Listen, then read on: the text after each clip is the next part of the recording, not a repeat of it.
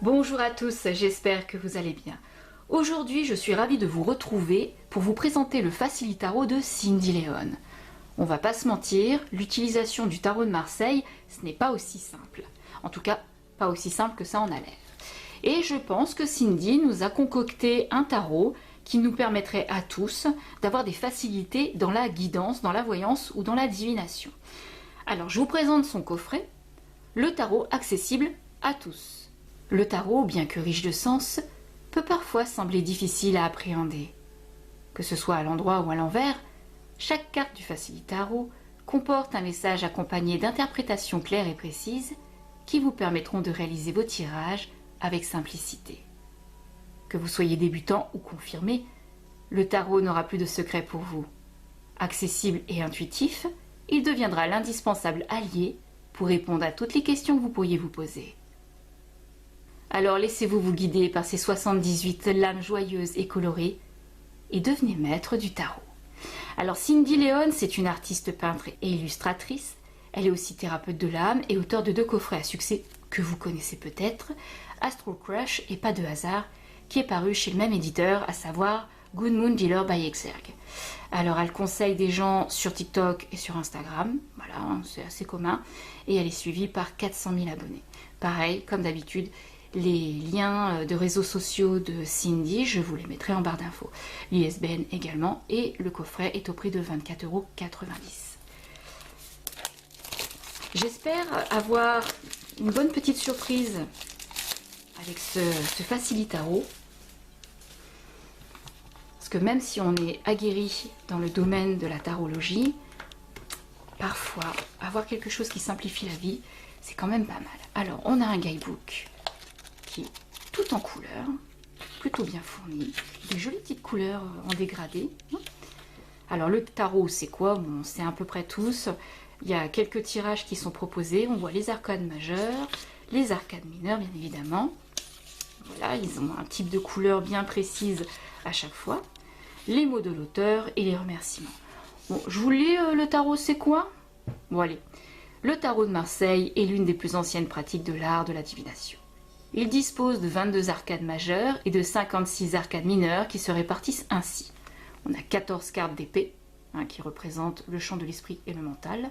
On a les 14 cartes de denier qui représentent le champ de la matière, le concret, le corps, la santé et l'espace dans lequel je vis. 14 cartes coupe qui représentent le champ des émotions du cœur. Et les 14 cartes de bâton qui représentent quant à elles le champ de l'énergie sexuelle et créative. La question qui se pose régulièrement est la suivante. Comment un tel hasard peut-il avoir un sens fiable? La réponse est simple.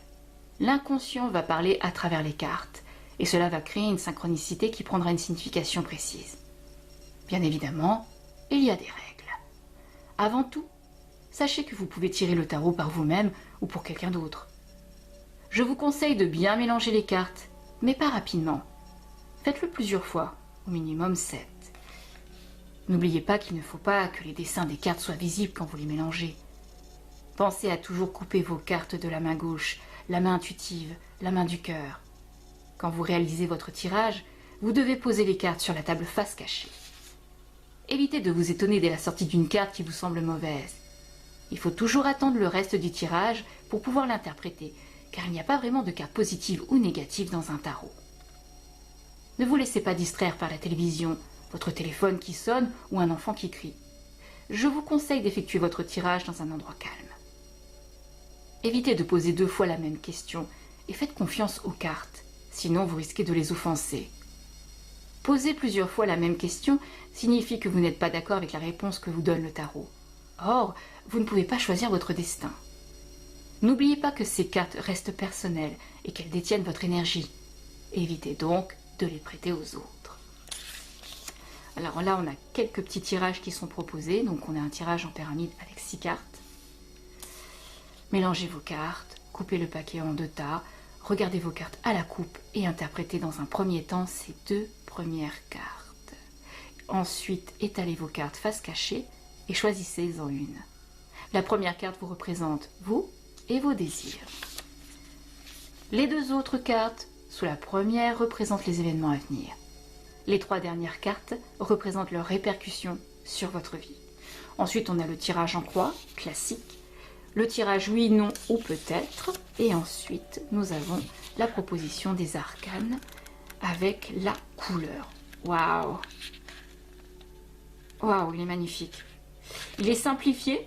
Ça se voit tout de suite, hein, au premier abord. Ça se voit immédiatement. Il a été très largement simplifié dans son guidebook. Mais alors, il est beau, hein. Ce dégradé de couleurs, ça va à merveille, hein. Je ne sais pas ce que vous en pensez. Très, très joli. Bon, bah écoutez, on va regarder un peu ces 78 lames. Hop. Alors, le coffret, hein, plutôt pas mal, très simple. Les lames sont neutres, mais on a un petit plus. Alors, j'espère que sur le retour écran, ça se voit bien. On voit le petit dégradé de couleurs des cartes qui correspond donc aux lames majeures, aux lames mineures. Et c'est pour ça que nous avons également un dégradé dans le guidebook. C'est pour faciliter le repérage. C'est pas mal. Il y a de l'idée dans la conception. Alors, on va voir les toutes premières cartes. On va voir un petit peu comment elles se présentent. Alors, pour le battleur, la lame pardon, qui est représentée sur le côté pour son nom. Sur le dessus, on a tous les mots-clés. J'ai l'impression que sur le retour écran, c'est dégueulasse. Vous m'excusez. C'est marqué force vitale, prise de conscience, évolution en cours, énergie, motivation, commencement. Et si votre carte est inversée lors du tirage, on voit doute, angoisse, blocage, malhonnêteté, violence. Le fait qu'on ait des mots-clés sur le dessus des cartes, ça facilite grandement le tirage, en tout cas pour la guidance. C'est pas mal comme illustration. Hein.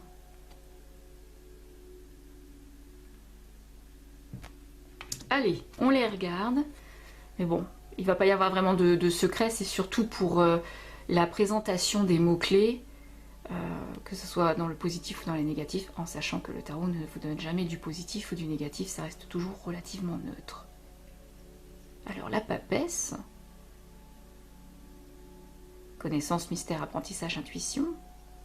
Secret, retard, frustration, etc. L'impératrice.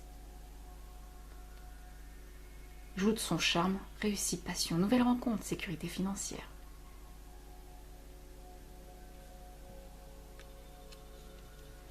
L'empereur. Prévoyance, pouvoir, volonté, figure paternelle, responsabilité, stabilité, soutien. Le pape.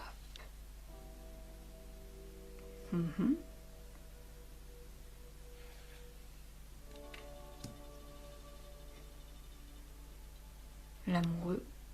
Alors effectivement, les illustrations ont été grandement aussi simplifiées. Mais on reconnaît tout à fait la base du jeu de tarot de Marseille, hein, le chariot par exemple.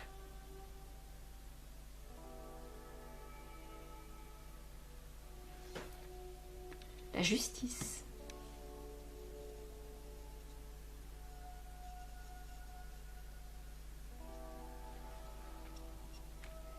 L'ermite.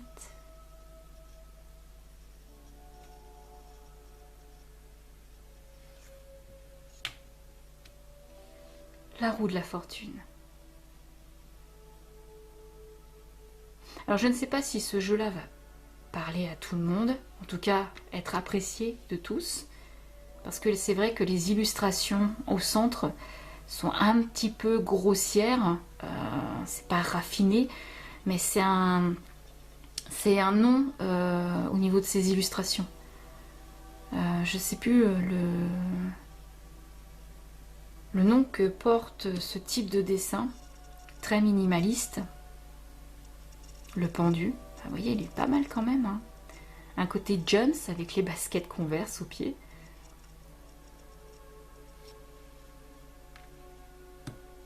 Oh, dis donc, la mort. Elle est pas mal, hein.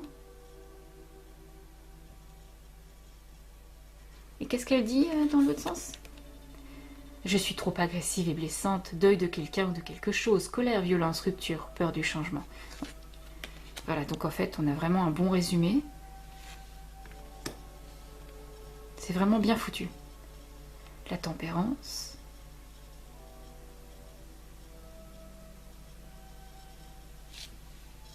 Le diable.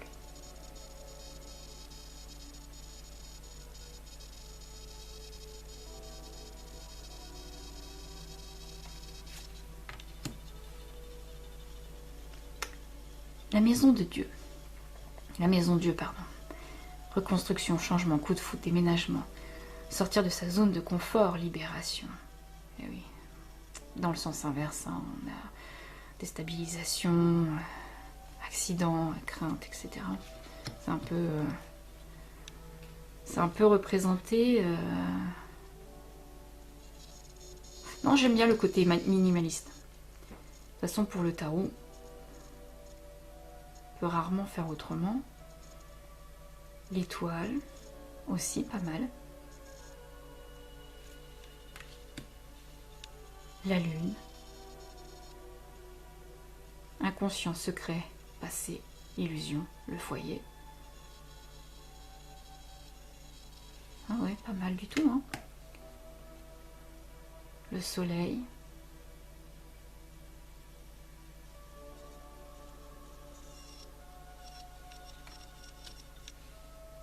Le jugement.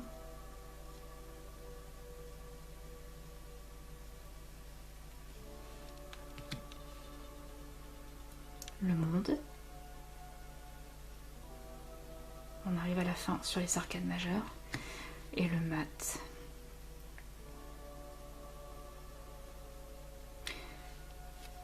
Elles sont super bien détaillées dans les explications de ce que représente la carte à la base, enfin la lame, et c'est pas mal du tout, hein.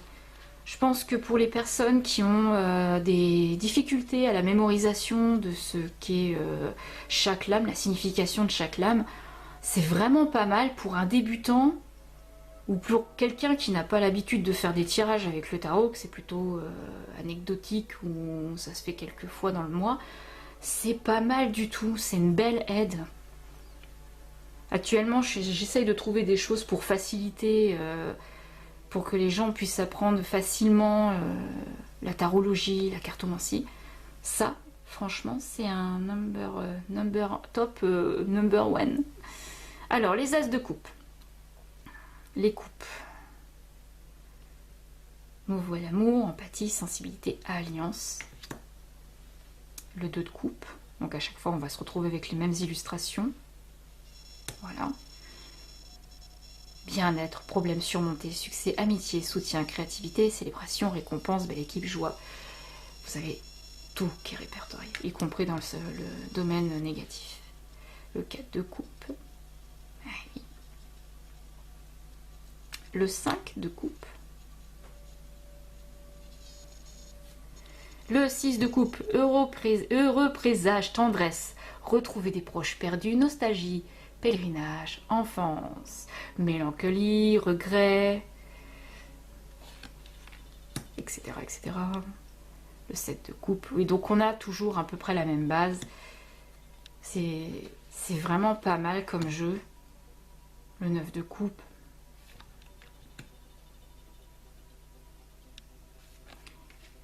Il y a une très bonne élaboration. Je pense que ce jeu peut plaire à beaucoup de monde qui veulent en tout cas perfectionner leur tirage.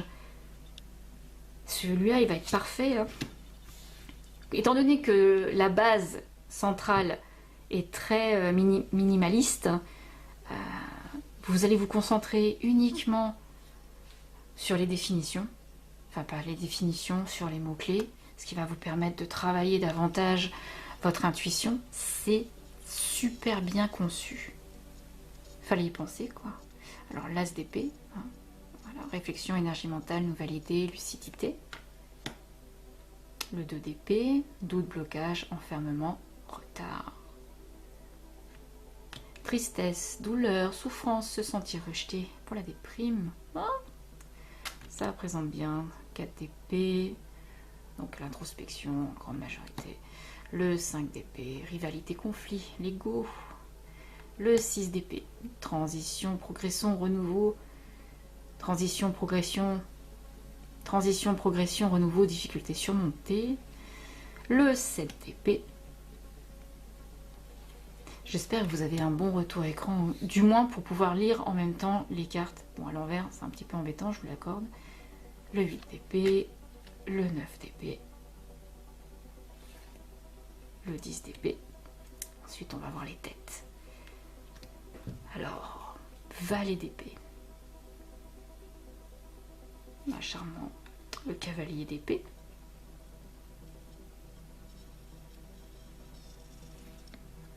La reine d'épée.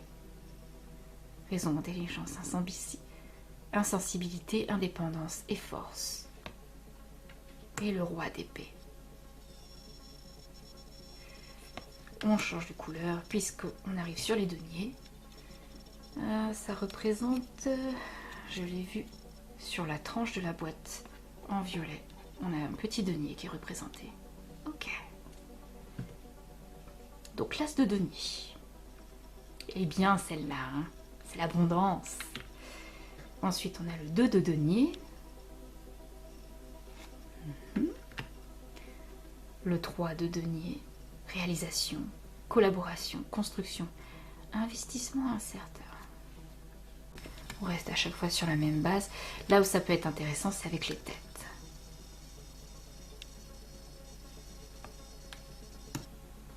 Il y a un joli équilibre.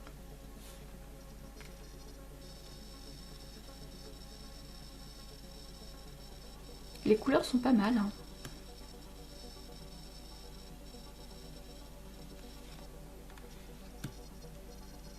Joli le 10 de denier comme ça. Allez, le valet de denier. Cavalier de denier. La reine de denier. Sagesse, maîtrise, prévoyance, générosité. Et le roi de denier. Sécurité, maîtrise, réussite matérielle, compétence. Et pour le roi de denier, je vous donne le côté un peu négatif. Autoritarisme, période de difficulté, appât du gain, faiblesse et excès. C'est pas pour rien que je vous donne celle-ci. Pourquoi je vous la mets à l'envers? Donc je disais, les couleurs sont vraiment chouettes. On a un très joli vert. C'est un jeu qui est très plaisant à utiliser. En plus, la qualité des cartes, elles sont un peu plus grandes qu'un tarot classique. J'ai pas le tarot de Marseille à portée de main. Je vais aller le chercher. Mais c'est vraiment un super jeu pour débutants, même pour des aguerris. Hein. Des fois, on n'a pas envie de se prendre la tête. Bon, de toute façon, les aguerris, vous le connaissez par cœur, donc voilà.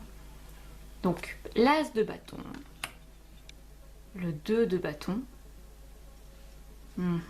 très simple. Hein. 3 de bâton, conquête amoureuse, le 4 de bâton. Le 5 de bâton, le 6 de bâton,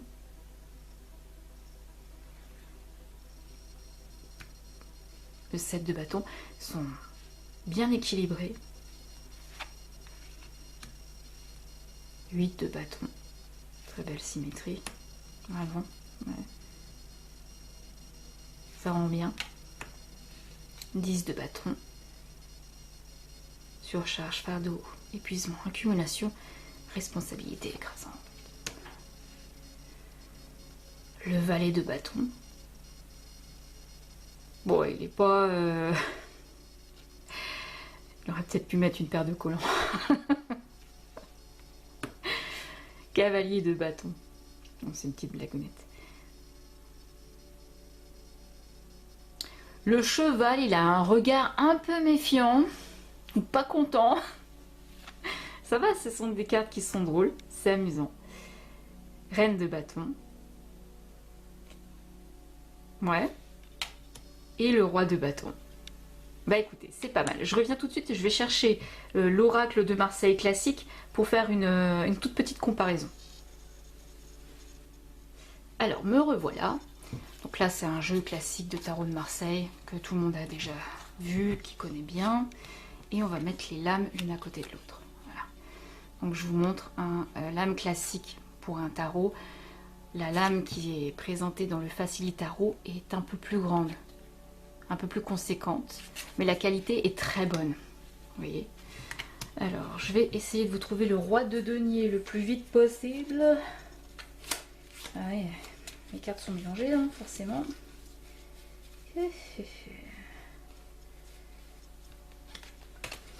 On va comparer avec le valet de denier au niveau des illustrations. Hop, viens là. Vous voyez, elle n'a pas vraiment fait beaucoup de changements. Elle a juste minimisé le design du valet de denier. Voilà. Sinon, c'est à peu près la même représentation. Et quand on regarde bien, ça y ressemble à chaque fois. Hein. On n'a pas de... je voudrais aller chercher les coupes. Alors, les coupes. Les bâtons.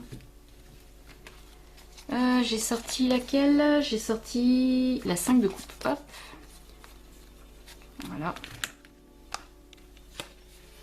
Elle a gardé l'essence de base du tarot. Vraiment dans le... Elle n'a pas changé grand chose en fait. Elle a juste rendu le tarot plus simplifié, plus accessible à tous.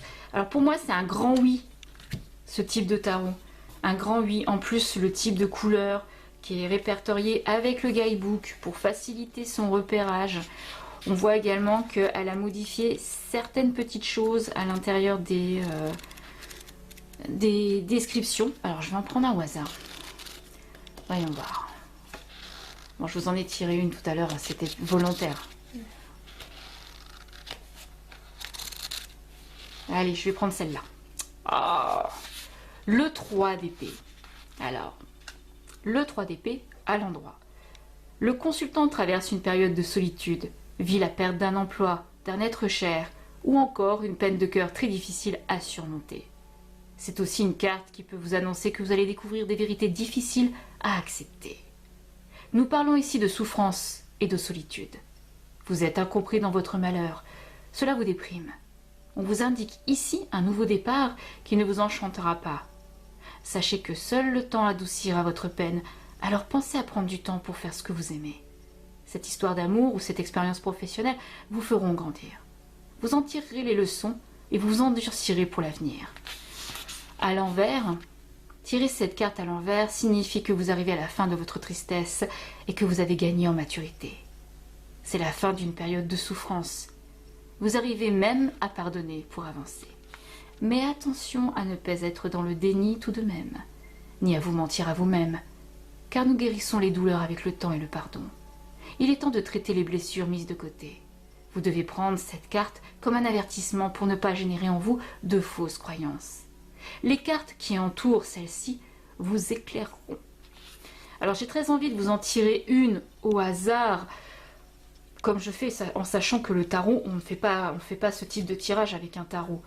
Et j'ai pas spécialement envie de faire un tirage, je vais pas vous le cacher, parce que j'ai, voilà, il n'y a pas très longtemps, on va dire que j'ai exploité un certain jeu. Et ce qui en ressortait ne m'a pas du tout plu. Voilà. C'est-à-dire que quand... pour faire très très simple, quand tu prévois un séisme de grande envergure en Algérie qui va détruire une grande partie d'une ville et qui va faire plus de milliers de morts, t'as pas vraiment envie derrière de continuer à faire un tirage. Donc je vais vous prendre, si je vais vous faire quand même un truc pour vous, mais alors moi je préférerais rester en dehors de toute question. C'est vraiment comme ça, c'est pour s'amuser, hein. C'est pas vraiment pour faire un tirage. En plus comme ça je peux vous dire si oui ou non elles se battent bien. Elles glissent facilement. La qualité est top. Très très bonne qualité. Elles glissent nickel nickel.